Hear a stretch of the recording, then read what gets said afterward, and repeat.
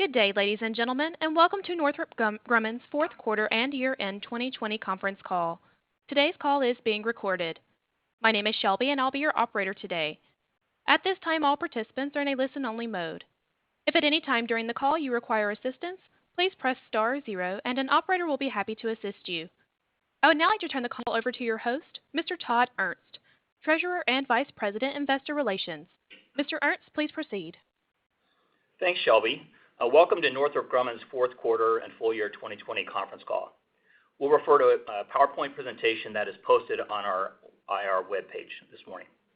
Before we start, matters discussed on today's call, including guidance and the outlook for 2021 and beyond, reflect the company's judgment based on information available at the time of this call. They constitute forward-looking statements pursuant to safe harbor provisions of federal securities laws. Forward-looking statements include risks and uncertainties, which are noted in today's press release and our SEC filings. These risks and uncertainties may cause actual company results to differ materially.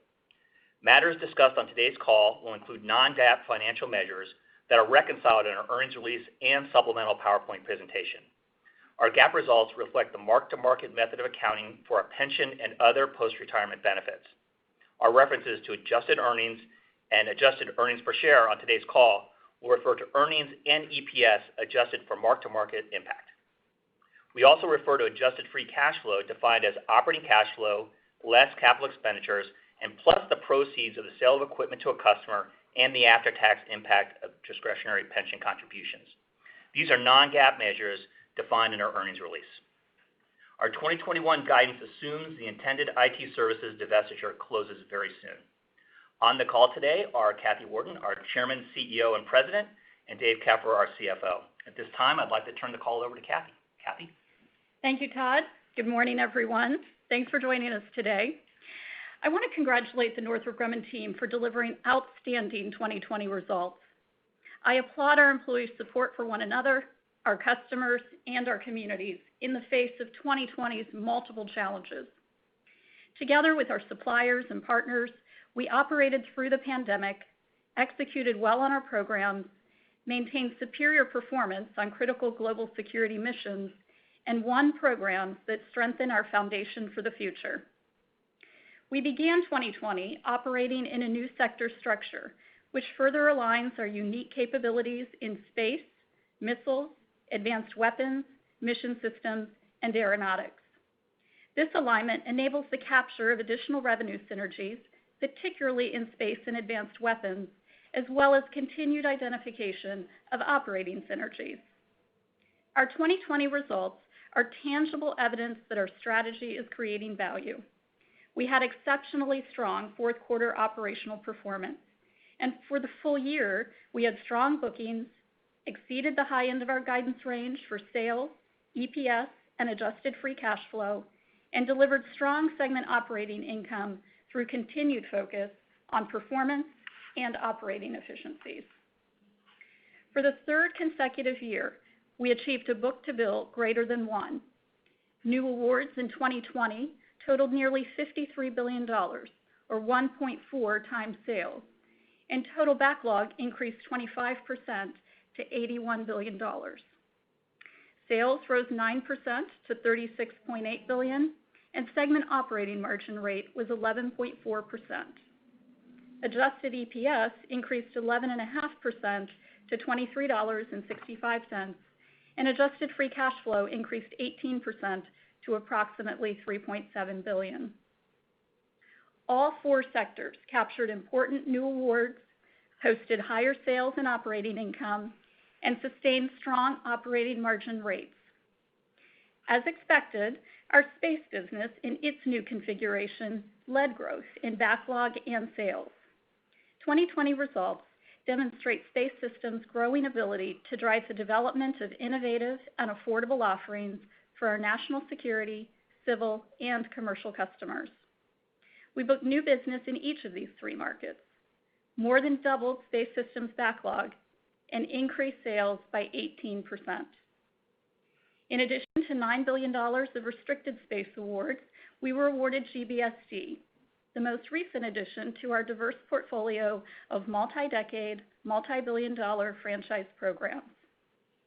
Looking ahead, we expect space systems will continue to be our fastest growing sector based on GBSD and the planned recapitalization of our nation's space assets. The funding for space-based capabilities increased 6% in the U.S. DoD FY21 budget, with growth expected to continue.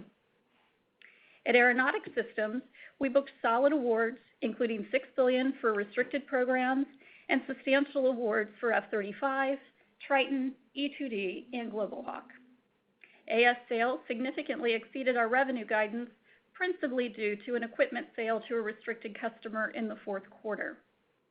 We continue to perform well on large franchise programs like F-35, E-2D, and B-21.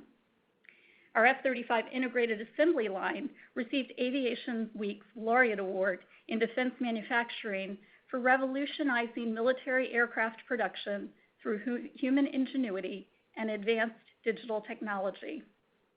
And as you may have read, the U.S. Air Force recently disclosed that the production of the second B-21 stealth bomber is underway and that the first Raider is expected to roll out and fly in 2022. The team is making tremendous progress, and our partnership with the Air Force is strong.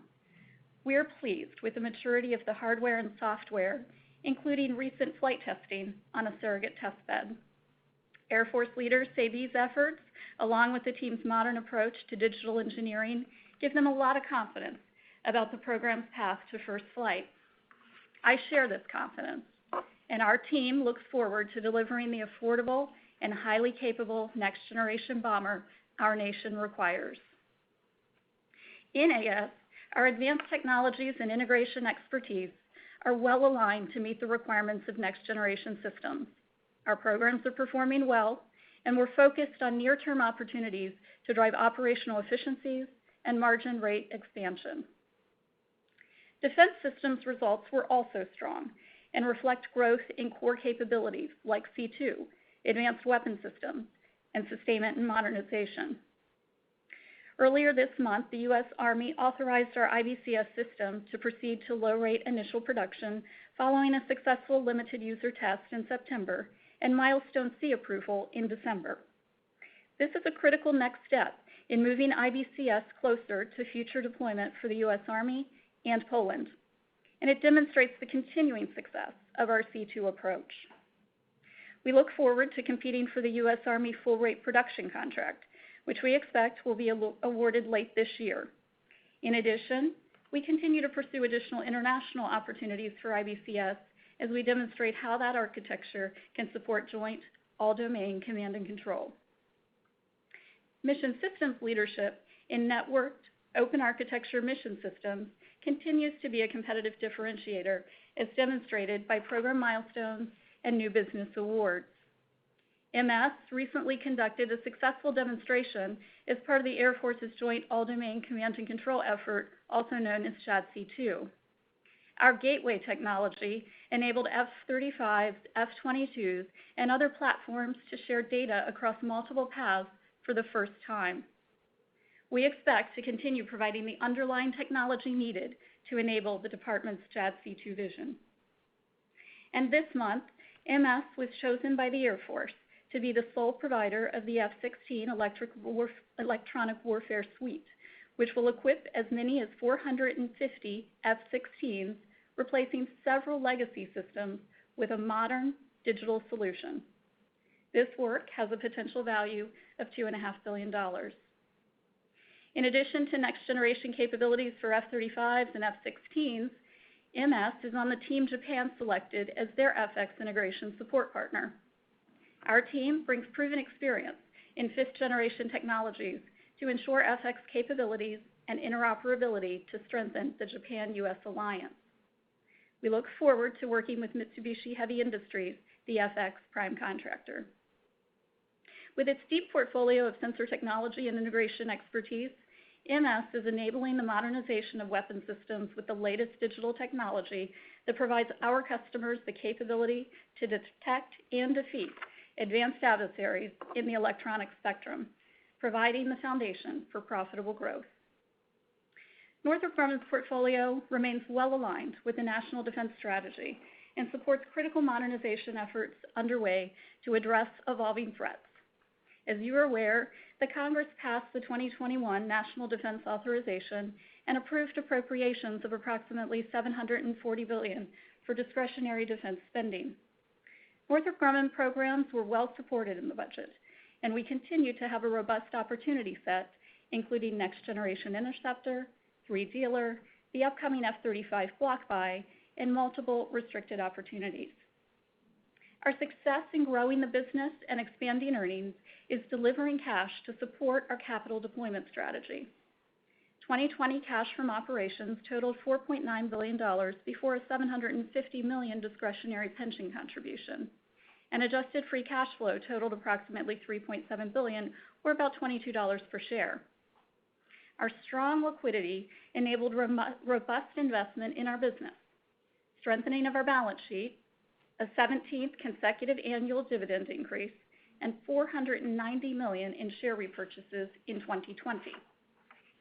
As we begin 2021 with $5 billion of cash on hand at year-end and expected net proceeds of approximately $2.5 billion from the divestiture of our IT services business, we have the resources and flexibility to take aggressive value-creating actions.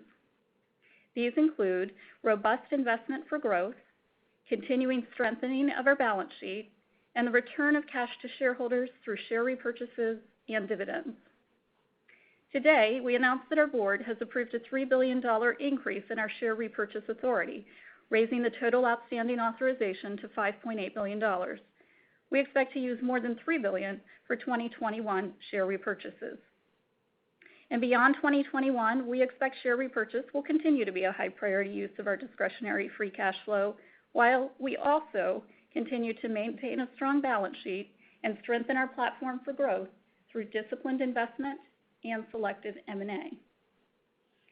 Turning to guidance, which now includes the pending IT services divestiture. The 2021 outlook reflects organic sales growth and segment margin rate expansion. We expect sales between $35.1 and $35.5 billion, with a segment operating margin rate of 11.5 to 11.7%. We now expect adjusted EPS, excluding the gain on sale and one-time transaction-related costs, to range between $23.15 and $23.65, and adjusted free cash flow of $3 to $3.3 billion. While delivering financial results is a primary company focus, we are very proud of our ESG record and earn high marks in many environmental and social rankings. We achieved the leadership A- CDP ranking for environmental sustainability for the 9th consecutive year, and we earned a place in the Dow Jones Sustainability Index North America for the 5th consecutive year. Diversity Inc. named us a top 50 company for diversity, ranking us 15th, and Northrop Grumman was the only aerospace and defense company that earned a place in Equileap's Top 25 Gender Equality Index. In addition, we remain mindful of the role our products and services play around the world. As we continue to consider our portfolio, we have decided to exit by year's end a legacy orbital ATK aging and surveillance contract that supports testing of cluster munition components. In our endeavors to enable global security and human advancement, we recognize the importance of our environmental, social, and governance responsibilities, and we expect to continue leading our industry forward. In closing, I want to thank the nearly 100,000 members of the Northrop Grumman team for this year's outstanding performance. And particularly, I want to recognize the more than 6,000 employees who will become part of the Peraton team upon closing of our IT services divestiture for their contributions to Northrop Grumman. I'll turn the call over to Dave now for a more detailed discussion of our financial results, guidance, and trends. Dave? Okay, thanks, Kathy, and good morning, everyone. I also want to thank the team for their outstanding performance in the fourth quarter and the full year. I'll spend a few minutes on 2020 results and then discuss our 2021 guidance in more detail, including the planned effects of the IT services divestiture and the latest updates to our pension metrics. Beginning with the highlights on slide 3, we exceeded the high ends of our guidance ranges for revenue, adjusted EPS, and adjusted free cash flow in 2020. Revenue grew 17% in Q4 and 9% for the full year as a result of our robust bookings over the last 2 years and our team's strong performance across all 4 sectors.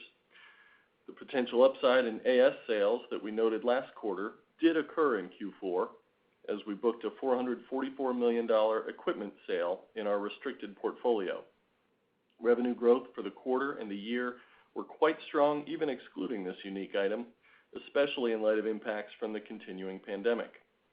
As shown on slide 5, our mark-to-market adjusted EPS grew 17% from Q4 of 2019 to Q4 of 2020, driven by 42 cents of segment performance, as well as 35 cents of net pension costs and 21 cents of tax, interest, and other items. Slide 6 shows the full year view. Adjusted EPS grew 11.5% in 2020, driven again by segment performance and net pension costs, with higher net interest expense partially offset by tax, share count, and other items. Referring to sector results on slide 7, Aeronautics Systems sales rose 24% for the quarter and 9% for the year, largely due to higher levels of restricted activity in both periods. Higher restricted volume reflects, in part, the equipment sale I noted. The $444 million of revenue was booked in Q4, along with an immaterial amount of associated margin. The cash proceeds from the sale will be spread between 2020, in which we received $205 million, and 2021, when we expect to receive the remaining $239 million. Excluding this item, higher volume for manned aircraft programs, primarily restricted in the E-2D, drove fourth quarter growth in AS. For the year, both manned aircraft and autonomous systems contributed to growth, with restricted programs, E-2D, and Triton being the primary contributors.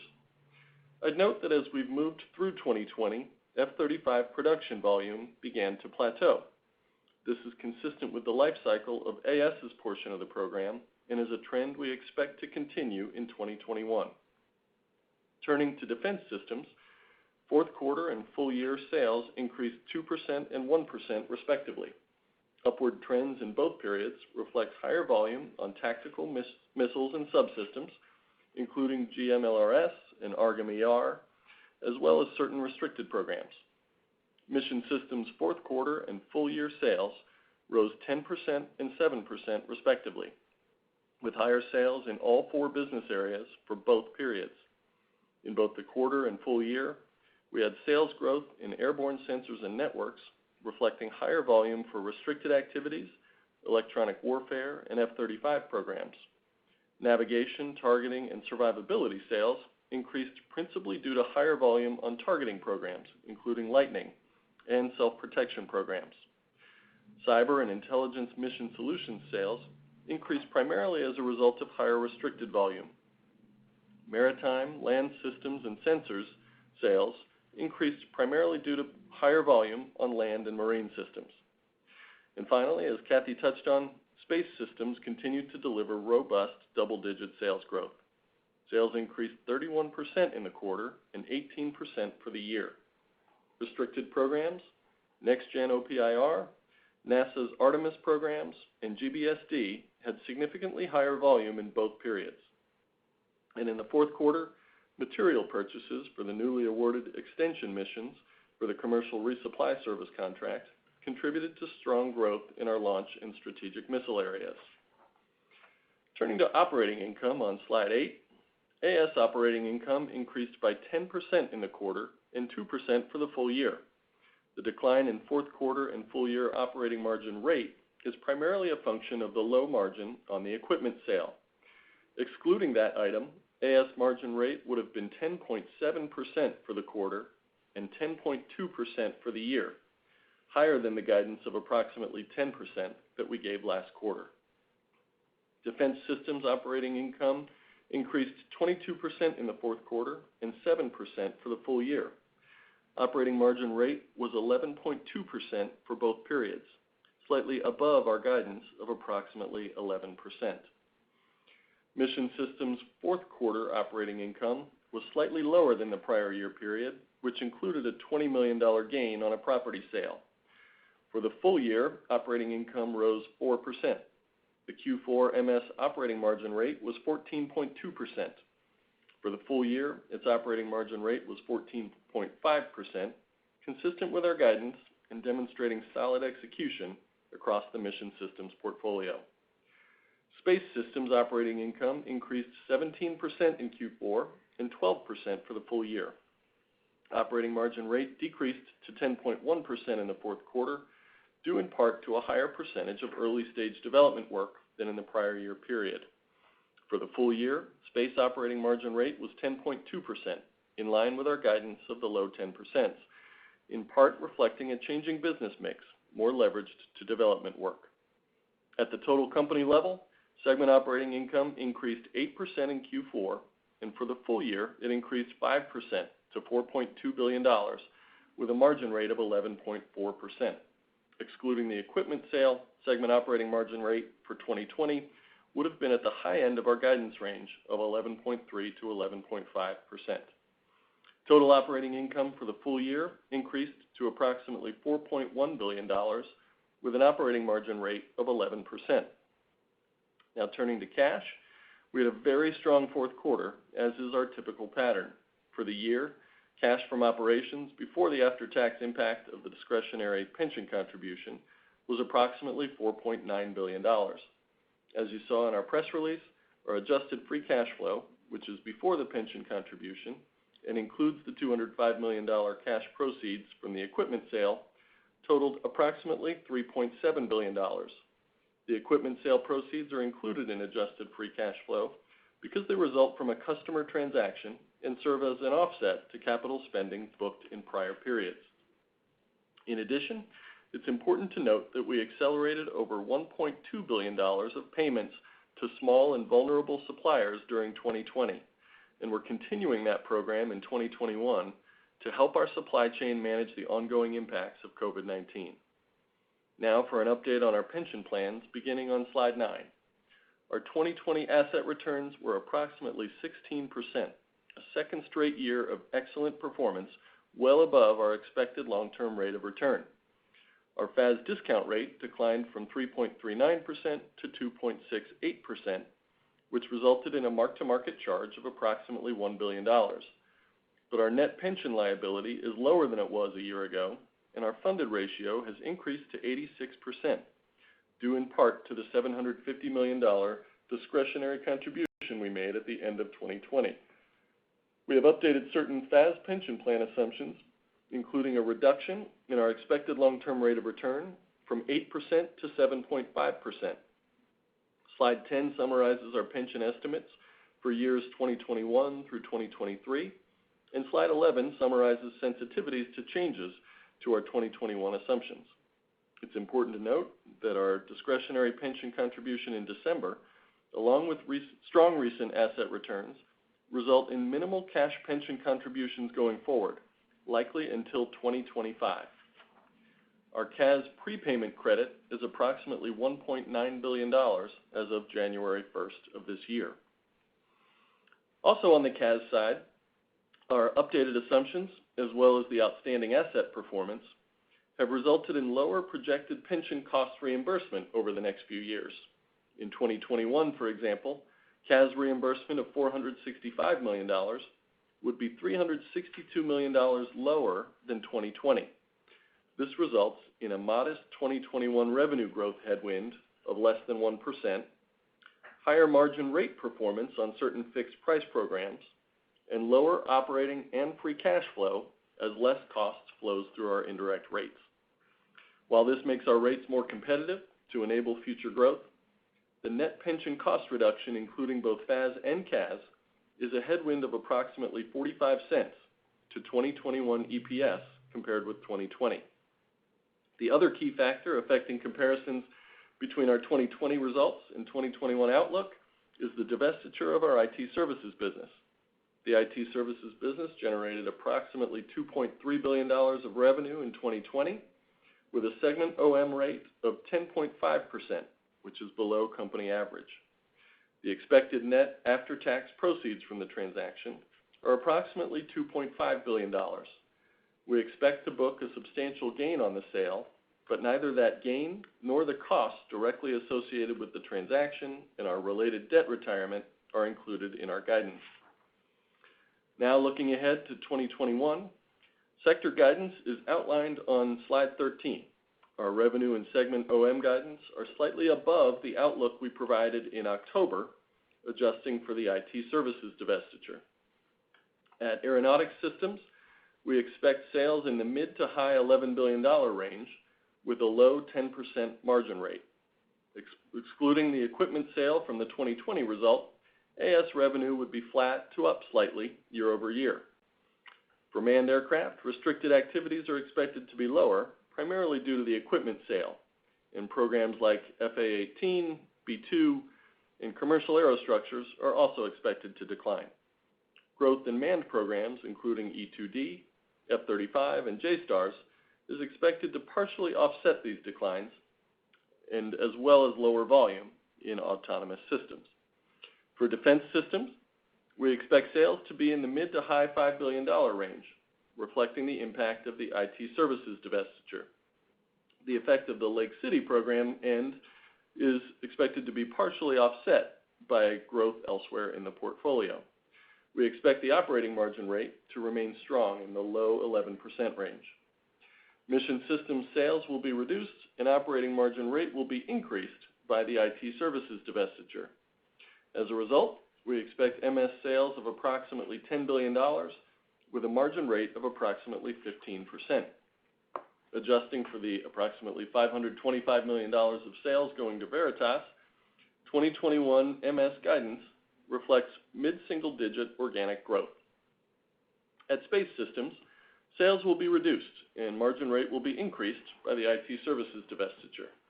As a result, we expect low double-digit sales growth to the high $9 billion range with margin rate of approximately 10%. This represents continued strong margin rate performance given the expected change in mix.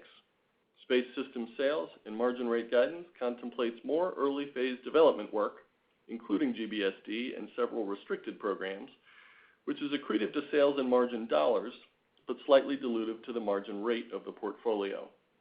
Turning to slide 14, including the IT services divestiture, our total revenue guidance is $35.1 billion to $35.5 billion after intersegment eliminations of about $2 billion. We expect a full year segment operating margin rate of 11.5 to 11.7%. Adjusting for the IT services divestiture and the AS equipment sale, our organic growth rate would be nearly 4% at the midpoint of this guidance. I would also note that we expect the first quarter to be slightly less than 25% of full year revenue. We expect 2021 total operating margin rate will range between 10.1 and 10.3%, reflecting $465 million for the operating portion of net FAS/CAS pension benefit and unallocated corporate expense of approximately $550 million, which includes $260 million of non-cash intangible asset amortization and PP&E step-up depreciation, and $290 million of other corporate unallocated items.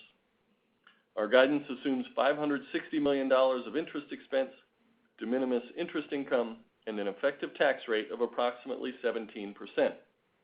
I'll remind you that our 2020 reported effective tax rate reflected the mark-to-market expense. On an apples-to-apples basis with our 2021 guidance, the 2020 tax rate was about 15.8%. Our guidance also assumes the limited business impacts of COVID-19 are similar to the second half of 2020. Based on all of that, we expect adjusted earnings per share to range between $23.15 and $23.65, excluding the gain on the IT services sale and one-time transaction costs. As shown on slide 16, this range reflects stronger segment performance than 2020, offset by the year one dilution of the IT services divestiture, the lower pension benefit, and the higher tax rate. Given that we intend to use the majority of the proceeds from the IT services divestiture to buy back stock, our 2021 EPS outlook anticipates a reduction in shares outstanding to approximately 162 million shares. For 2021, we expect operating cash flow will range between $4.2 billion and $4.5 billion, with adjusted free cash flow of $3 to $3.3 billion. Our estimate of adjusted free cash flow includes the remaining $239 million of proceeds from the equipment sale. As we've discussed on past calls, the payroll tax deferral resulting from the CARES Act is set to begin to unwind this year. The after-tax benefit was over $300 million in 2020 and should thus be an outflow of over $150 million in 2021.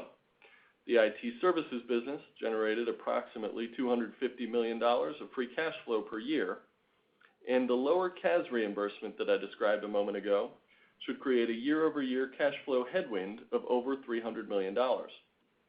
We intend to offset a portion of these headwinds through continued outstanding working capital performance.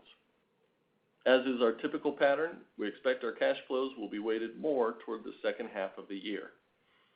As Kathy mentioned earlier, we're in an excellent position to deploy cash productively in 2021 and beyond.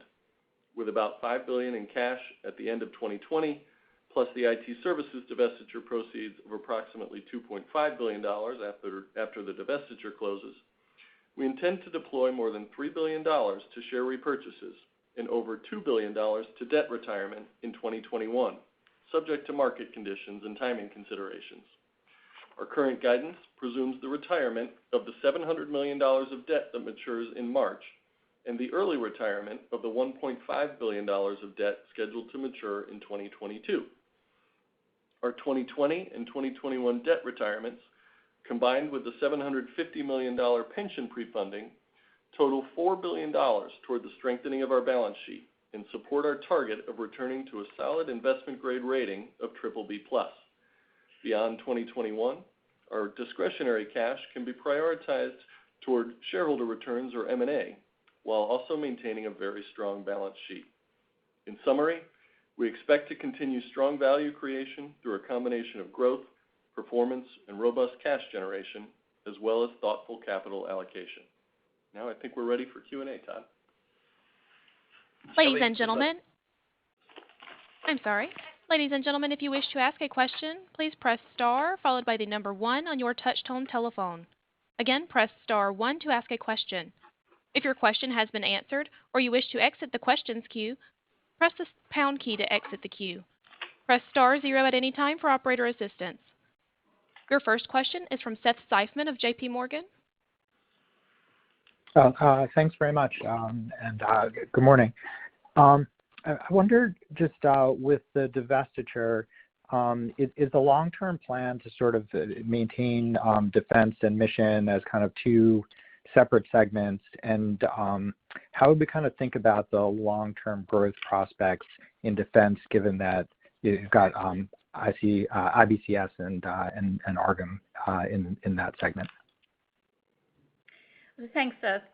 So when we look at the portfolio of defense systems, as you point out, it is consisting of our command and control as well as our offensive and missile systems capabilities. And so we view that area as one that will continue to grow. It's very well aligned with our customers' highest priority areas, both domestically and internationally. And we have made the portfolio decision we have to divest our IT services business so that we could focus more fully on those businesses in our defense portfolio.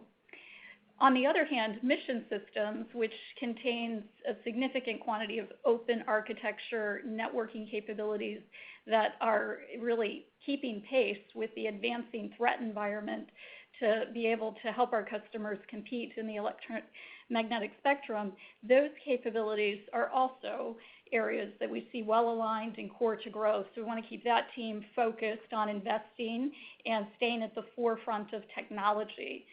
Two different areas of focus, but certainly some synergy, and those two teams work well together, but I don't see need for a different alignment to make that kind of working relationship productive. Your next question is from Carter Copeland of Melius Research.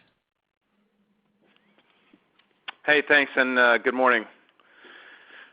Dave, I wondered if you could just expand a little bit on this AS equipment sale. How should we think about the accounting treatment of that? Is that something that is sort of booked and shipped in a quarter, or is it, cost on cost, or do you recognize the revenue when you make the sale? I'm just trying to think about the cost of whatever that was and how we should think about that. Just any clarity on that would be helpful. Sure. Thanks, Carter. It's, as we mentioned, relates to a restricted program, so there's a limited amount we can say about that. What I would be able to say is this is equipment that, as we mentioned, was booked in the past as capital expenditure. We've now sold that equipment to a customer, and as appropriate, booked both revenue and the portion of the cash that we've received in the quarter in our 2020 results. A little over half of the cash is to be paid in 2021 and will be booked in as part of our cash flow in the 2021 outlook. From an accounting perspective, it's a somewhat unique item, but a customer transaction and with a revenue accordingly, as we mentioned, minimal profit associated with it, which is why you see the margin impact on AS and the outstanding growth that it delivered in the quarter. Your next question is from Sheila Kahyaoglu of Jefferies. Good morning, everyone. Thank you for the time. Maybe, Kathy, for you, just bigger picture, Northrop is one of the only primes where consensus doesn't have any major margin improvement baked in. How do you think about your profit profile of your business, given at least 20% is in development or low rate production? Can you give us a little bit more color? Do you see profit rates improving over the next few years? Thanks, Sheila. We clearly this year have guided some margin rate expansion, and there are a number of factors contributing to that. First and foremost is the strong performance in the operating businesses that we delivered both in 2020 and that we anticipate in 2021. That'll continue to be a focus for the company. We also have been increasingly orienting our business to agility and streamlining, and COVID-19 helped to accelerate some of those initiatives in 2020, again resulting in good rate management and cost reduction, and those operating efficiencies we expect to continue as we move forward as well. And then finally, as you note, we do have mixed headwinds as we bring in more early phase development work. Of course, those are generating increasing margin dollars, but create pressure on margin rate. And we've challenged the team to look at offsets to that mixed pressure through just strong performance, operating efficiencies, and future changes that we might make in the operating structure that enable us to continue to find new ways of reducing cost. So those are the areas that we are aligned to, and as you see in our guide, we were in 2021 able to, across the portfolio, really offset many of those margin headwinds that we see.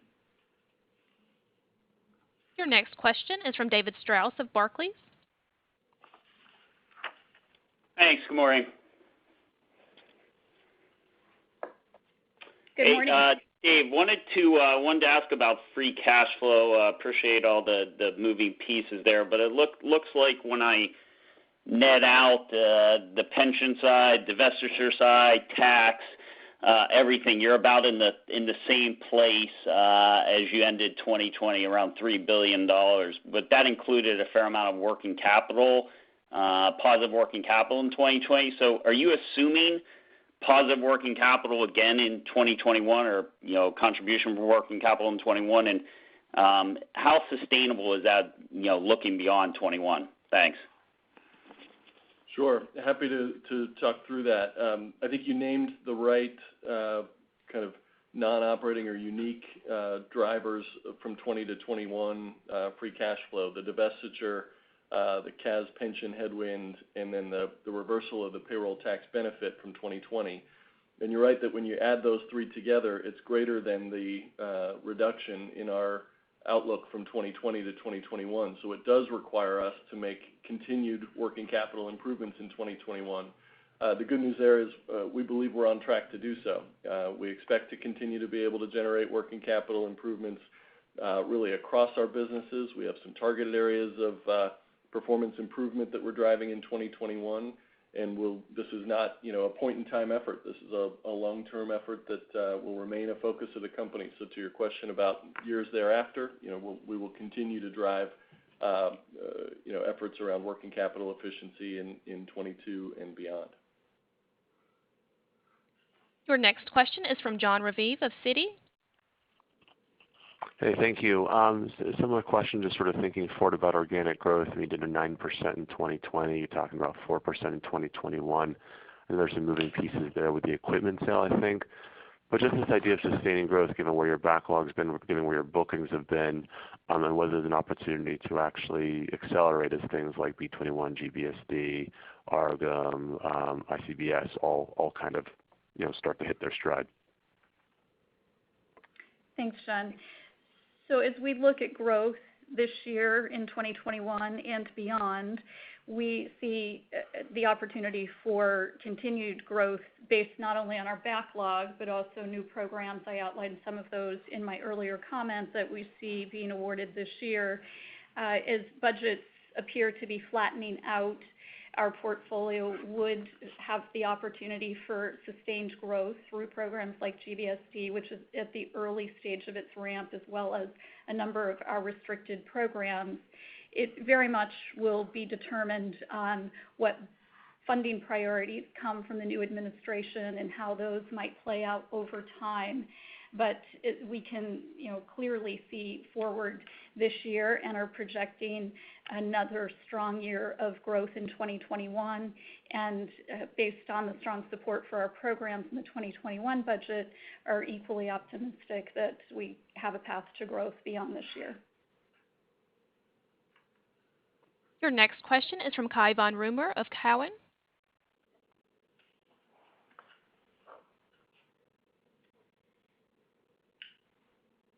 Mr. Cai von Rumohr, your line is open.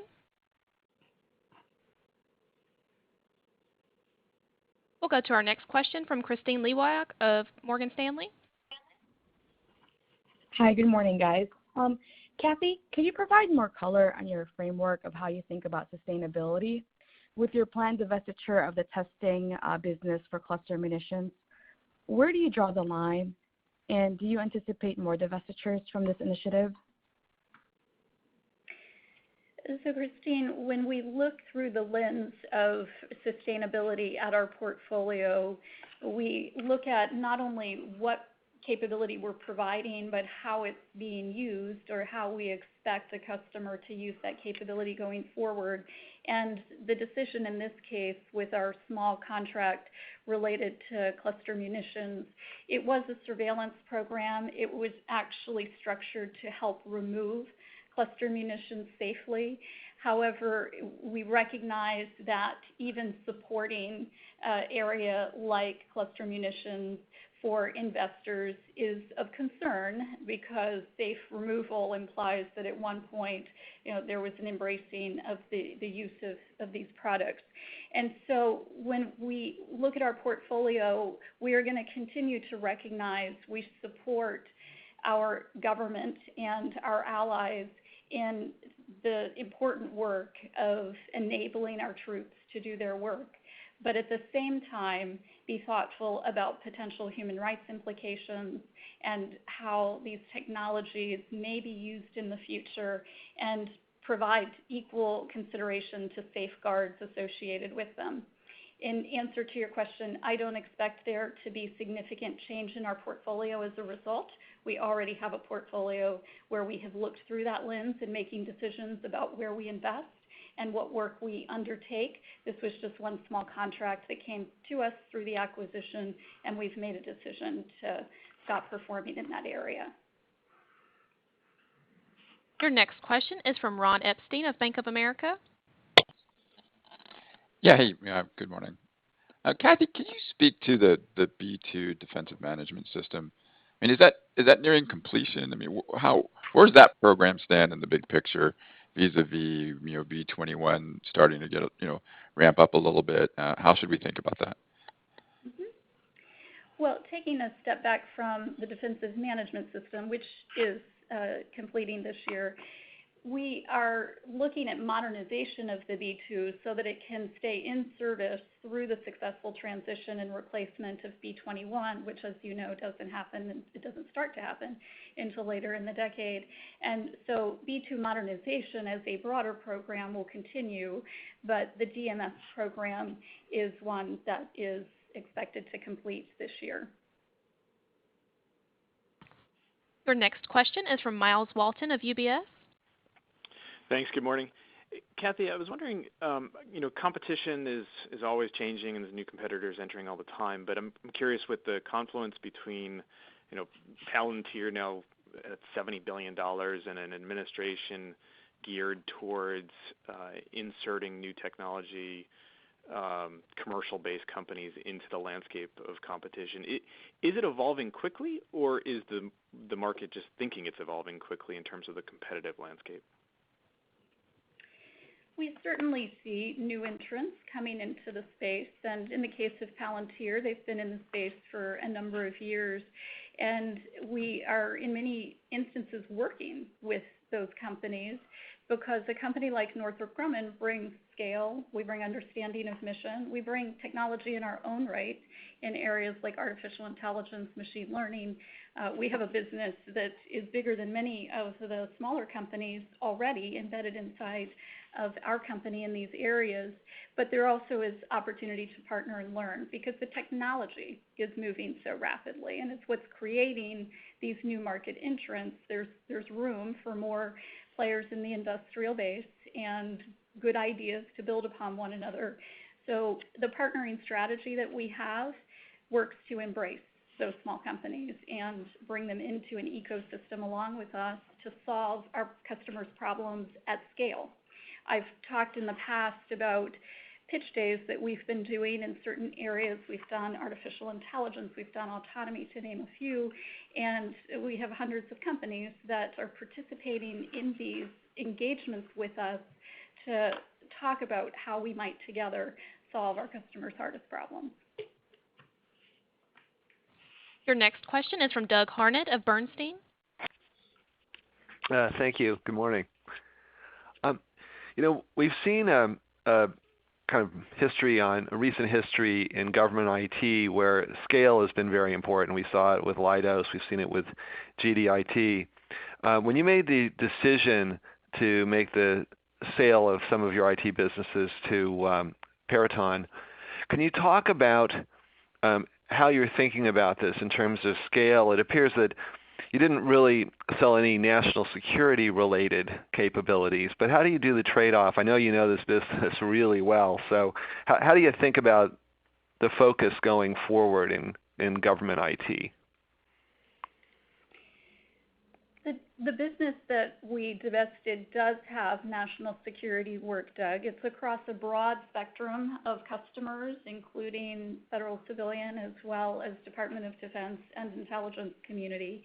And we packaged our IT services business together, as you note, across 3 different businesses because this is an area that we are going to be less focused on, and we wanted to get that business into the hands of an organization that wants to invest and to build scale. And I agree with your assertion that in the IT services business, scale is an advantage, and Veritas has the vision that you see playing out even most recently with their announcement to acquire Perspecta and put all of these businesses together. So we are confident that they are the right owner for this business, that they have a vision for it, that they have a commitment to invest, and that they will be a good employer for our employees who will transition. Your next question is from Robert Stallard of Vertical Research. Thanks so much. Good morning. Good morning. Kathy, quick question for you. The administration seems to have put Middle East arms sales on hold for now. I was wondering if there could be any implications for you, particularly if you have any exposure on the offensive side. We have a small piece of work that was in consideration, had not yet been approved, and so it is not work that was approved and is put on hold. as you've read about the F-35, for instance. What we do anticipate is an extensive evaluation of everything that was in the pipeline, which will include some of our work. And of course, as you well know, we're embedded in the F-35 as well, but I'm talking about some of the arms sales that we would have been prime on and that are particularly related to our weapons business, which was the genesis of your question. It was small, it was related to AARGM, and it is something that does not have a material impact on our plans, but we do expect that those will all be reviewed, and we, along with you, will learn what this administration's view on those exports will be. Your next question is from Robert Spingarn of Credit Suisse. Hey, good morning. Kathy, I'm hoping I can ask on this because the Air Force already talked about it. But on B-21, Will Roper, the outgoing Air Force acquisition chief, made some pretty positive comments recently with respect to first flight, indicating that even though it's now going to be mid-22, it's going to be of a production-ready aircraft rather than a prototype. And then you can move pretty quickly into low rate and then full production. Since that's out there, I wanted to see if you could talk about the margin profile and the margin opportunity here, given that this aircraft is so far along. Mm-hmm. So I can't speak specifically about the margin profile or the specific timeline of transition from one phase to another, but what you picked up on from Dr. Roper, and there was also a piece that was based on an interview with Randy Walden on the B-21, is the confidence that the customer has in the development progress and the ability to manufacture this aircraft and have a capability at first flight that is more mature than previous aircraft development programs. And we're doing that through a number of ways: the digital engineering and the digital thread that we have on the program, the testing of hardware and software on a surrogate test bed, and the thinking about maintaining and manufacturing in the early phases of design, as well as the interface with the end user. The pilots who will fly this aircraft have all helped to really mature the production-ready articles that will be tested in those initial phases and should significantly reduce rework, which is in itself schedule, certainty, and reduced cost. So that's what we expect based on the progress that we're making at this point, and it's what's underlying the confidence that those customers are expressing. Your next question is from Peter Arment of Baird. Yes, good morning, Kathy and Dave. Kathy, maybe just a question on kind of the CapEx profile you expect over, not only this year but next. I mean, CapEx was up 12% in absolute dollars in 2020, and also, your internal R&D dollars were up 13% on an absolute basis. How should we think about both of those, and just in the context of all the program wins that you've had and just the success on the overall portfolio? Thanks. Sure, Peter, it's Dave. I'll address that one. As you mentioned, the 2020 CapEx figure was around $1.4 billion, and that's a comparable level to what we've projected into 2021. The netting effect then being the equipment sale we talked about earlier, which also flows through that investing section. So on a net basis, it's actually a bit below our prior guidance for 20 and 21. Beyond 21, the trend that we've talked about over time remains our intention, where the CapEx as a percentage of revenue should decline. We see opportunities to continue making prudent investments in our business and our capabilities and technologies, but at a slightly lower level of overall investment than has been required over the last few years and into 2021. So no change to that long-term approach. The same would apply on the R&D side. We've been investing amply in the business, close to 3% of revenue over the recent past and into the near future, and we'll continue to invest in those differentiating technologies and capabilities. Your next question is from George Shapiro of Shapiro Research. Yes, I wanted to know, is the GBSD supposed to add about $1 billion of revenues this year, Kathy, like you had suggested on the Q3 call? So, George, we had said nearly $1 billion. It's a little less. I would think more in the 800 to 900 million of incremental revenue. Your next question is from Hunter Kay of Wolfe Research. Morning. It's actually Mike Malgerian for Hunter. Dave, you mentioned mid-single-digit organic growth at Mission Systems. So within that organic portion, what are just some of the bigger moving pieces embedded in that guide? Sure, I'll be happy to kick that one off, and Kathy may want to jump in as well. The MS portfolio, as we've talked about over time, is difficult to pin down to any one or two key drivers in a given year. Like most years, we have a lot of programs with opportunities for growth across the MS portfolio. Certainly the radar capabilities, targeting capabilities, cyber security capabilities are key growth areas there. We've talked about a couple of the key potential new business opportunities like 3Dealer and others in the MS portfolio. So a nice breadth of opportunities across MS, similar to 2020 when we had growth across all four of its business areas. So absent the divestiture in 21, another solid year projected ahead. Kathy, anything you would add to that around the MS portfolio? Okay. Your next question is a follow-up from Jon Raviv of Citi. Thanks for taking the follow-up. Just following on the sales question that I had, any headwinds to watch out for? I know there's, for example, a distributed aperture system cut over at some point in F-35, but is sort of anything else that we should just be cognizant of going forward? So I can talk a bit about that. We mentioned the approximately 4% organic growth figure when you remove the divestiture as you compare 2020 to 2021.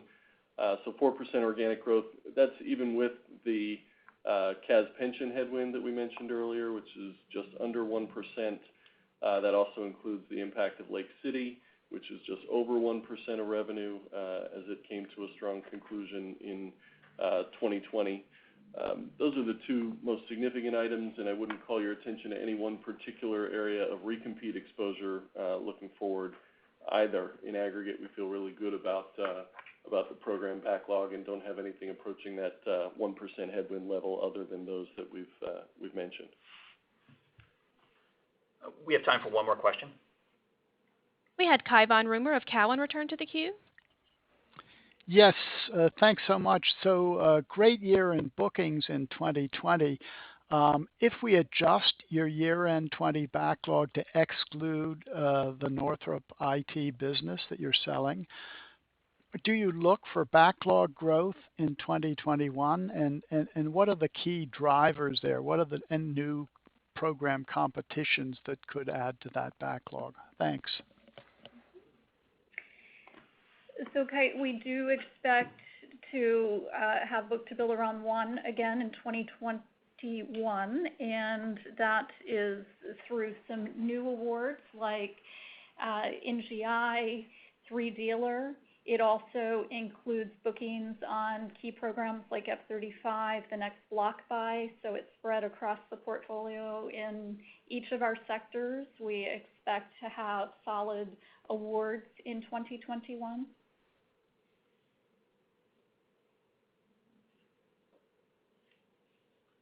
All right, so thank you for hanging with us. We tried to get through as many of your questions as possible, given how much we had to cover today.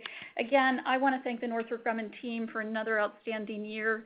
We performed extremely well in the midst of many challenges last year, and we're well positioned for 2021 and beyond due to that strong performance, our continued backlog growth, and the value-creating portfolio actions that we've been taking.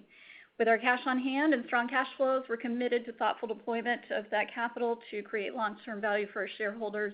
Thank you all for being with us today, and that concludes our call. Ladies and gentlemen, this concludes today's conference call. Thank you for your participation.